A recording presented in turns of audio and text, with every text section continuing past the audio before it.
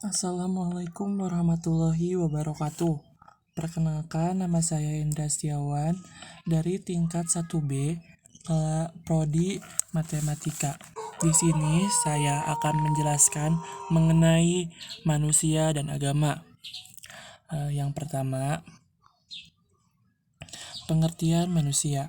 Manusia adalah makhluk yang hadir pertama kali di dunia, merupakan asal-usul kehidupan di alam semesta.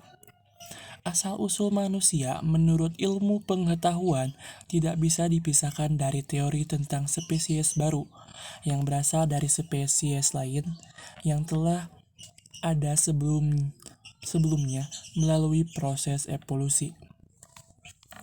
Adapun evolusi dibagi menjadi 4, yaitu tingkat pramanusia yang fosilnya ditemukan di Afrika Selatan pada tahun 1924.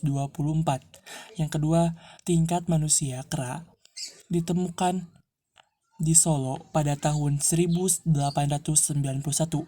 Yang ketiga, manusia purba yang tahapannya dekat pada manusia modern. Yang keempat, manusia modern atau Homo sapiens.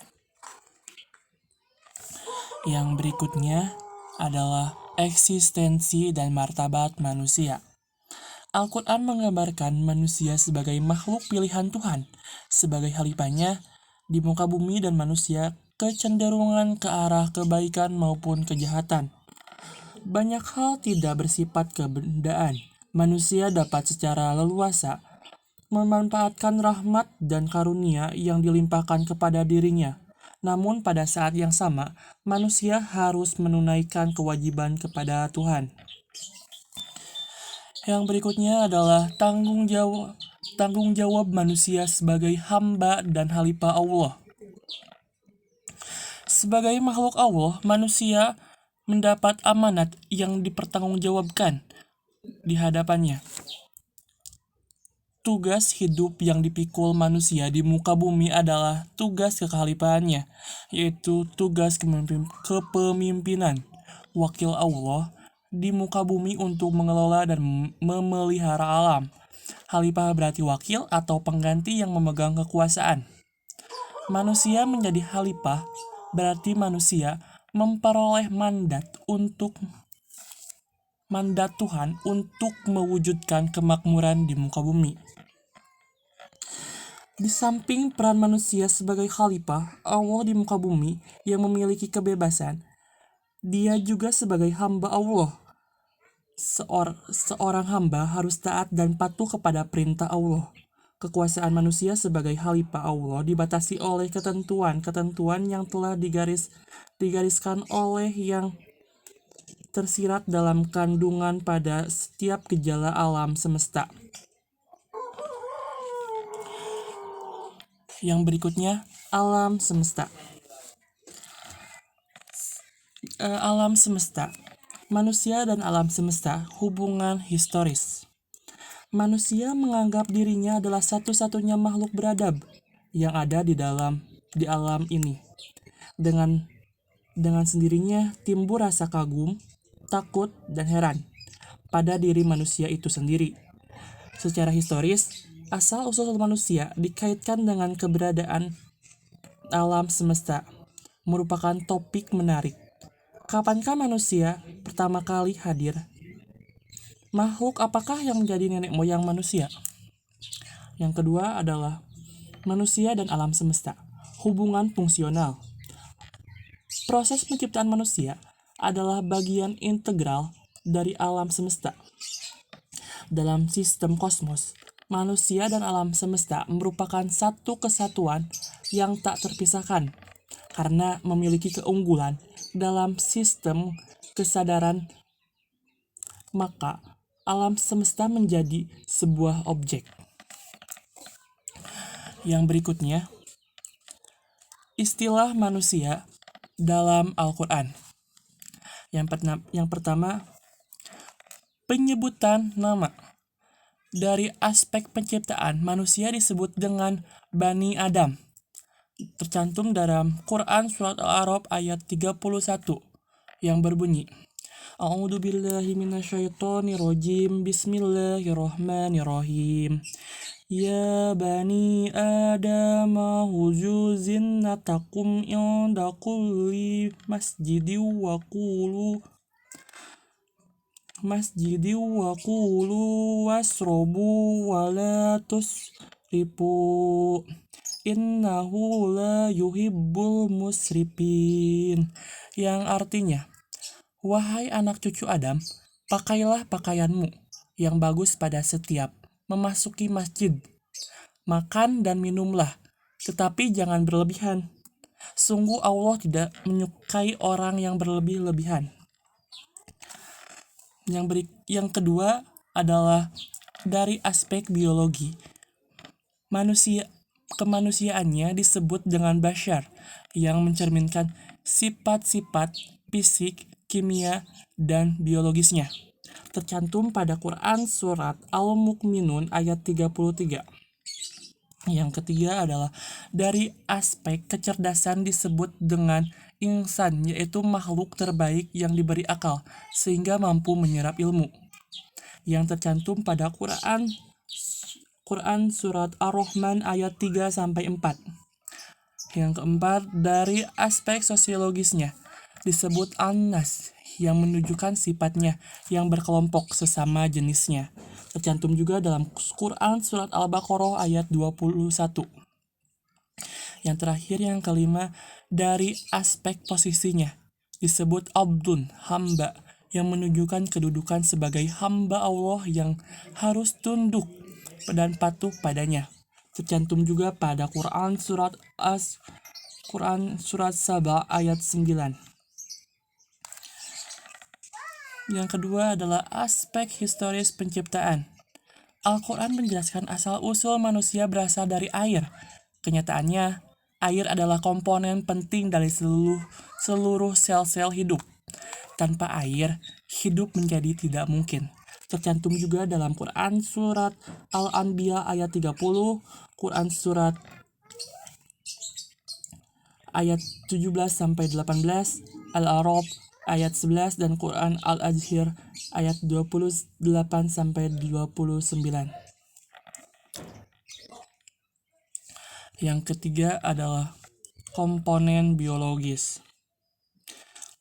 Manusia adalah makhluk bumi dibentuk dari komponen-komponen yang dikandung di dalam tanah. Turab, yaitu tanah gemuk, yang dijelaskan dalam Quran Surat Al-Kahfi ayat 37.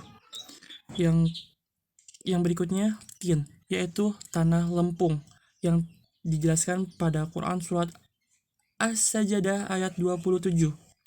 Yang berikutnya, tinul lazib, yaitu tanah lempung yang pekat, dalam Quran Surat As-Saffat ayat 11.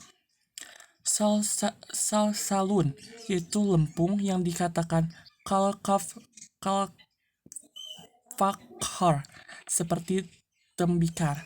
Citra di ayat ini manusia dimodelkan.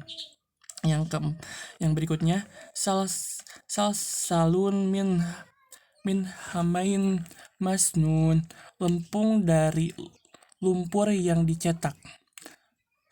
Sulasatun min tin, yaitu dari sirapati lempung. Sulasat artinya yang diartikan dari sesuatu yang lain. Yang berikutnya adalah air, yang dianggap asal-usul seluruh kehidupan. Yang berikutnya adalah reproduksi. Dari sisi reproduksi, asal-usul manusia banyak sekali dijelaskan dalam ayat-ayat Al-Quran. Salah satunya Al-Qiyamah ayat 37, yang artinya, bukankah dia mulanya hanya setetes mani yang ditumpahkan ke dalam rahim? Yang selanjutnya adalah ruh dan nafs. Ruh adalah getaran ilahiyah,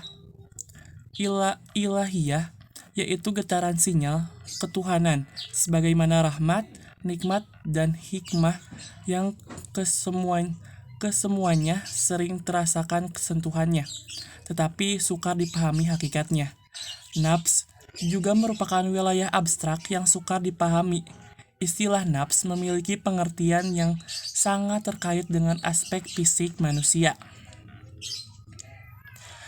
Masih dengan istilah manusia dalam Al-Quran, yang keenam adalah kolbu dan nafsu. Fitrah dalam arti potensi, yaitu kelengkapan yang diberikan pada saat dilahirkan dapat dibagi dua. Yang pertama potensi fisik dan potensi rohaniah, yaitu akal, kolbu, dan nafsu. Al-qalb berasal dari kata kolaba. Kolaba yang berarti berubah, berpindah, atau berbalik. Musya Asy'ari menyebut arti kolbu dengan dua pengertian. Yang pertama, segumpal daging, pengertian secara fisik. Yang kedua, pengertian halus yang bersifat ketuhanan dan rohaniah, yaitu hakikat manusia yang dapat menangkap segala pengertian, pengetahuan, dan arif.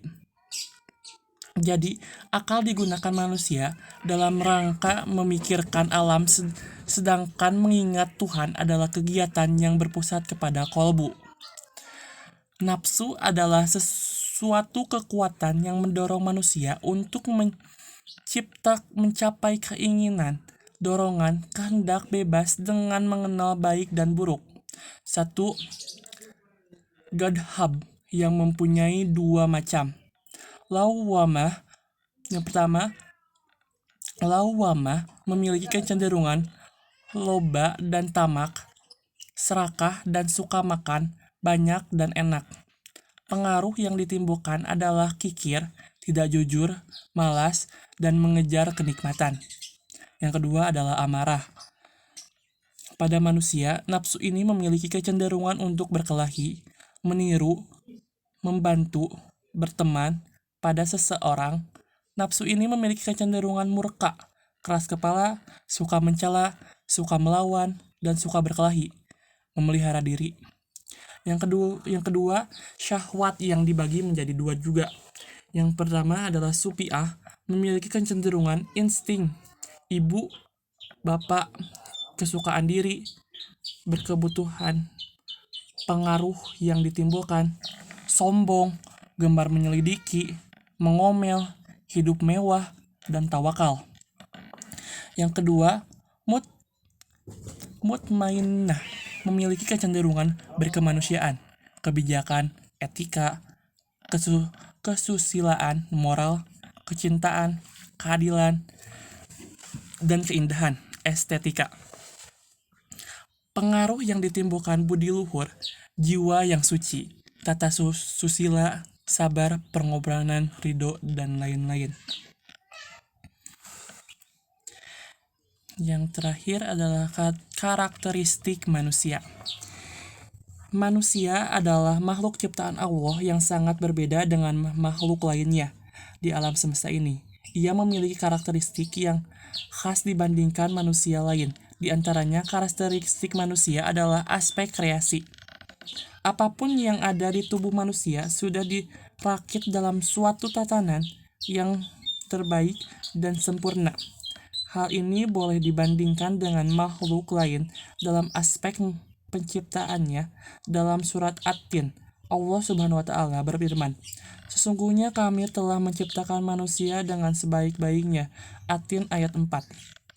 Yang berikutnya adalah aspek ilmu. Hanya manusia yang mempunyai kesempatan memahami. Hewan hanya terbatas dengan naluri dasar yang tidak bisa dikembangkan melalui pendidikan dan pengajarannya. Manusia menciptakan kebudayaan dan peradaban yang terus berkembang. Tercantum juga dalam Quran Surat Al-Baqarah ayat 31. Dan dia mengajarkan kepada Adam nama-nama benda-benda keseluruhannya. Yang ketiga adalah aspek kehendak. Manusia memiliki kehendak yang menyebabkan bisa mengadakan pilihan-pilihan dalam hidup. Makhluk lain hidup dalam suatu pola yang telah baku dan tak akan berubah. Tercantum dalam surat Al-Insan ayat 3. Sesungguhnya kami telah menunjukkan manusia jalan yang lurus, ada yang syukur, ada pula yang kufur. Yang terakhir adalah pengarahan akhlak. Manusia adalah makhluk yang dapat dibentuk dibentuk akhlaknya. Manusia dapat berubah perilakunya karena lingkungannya. Mungkin sekian yang bisa saya sampaikan. Kurang lebihnya mohon dimaafkan karena saya sedang tahap pembelajaran. Wabillahi taufiq wal hidayah. Wassalamualaikum warahmatullahi wabarakatuh.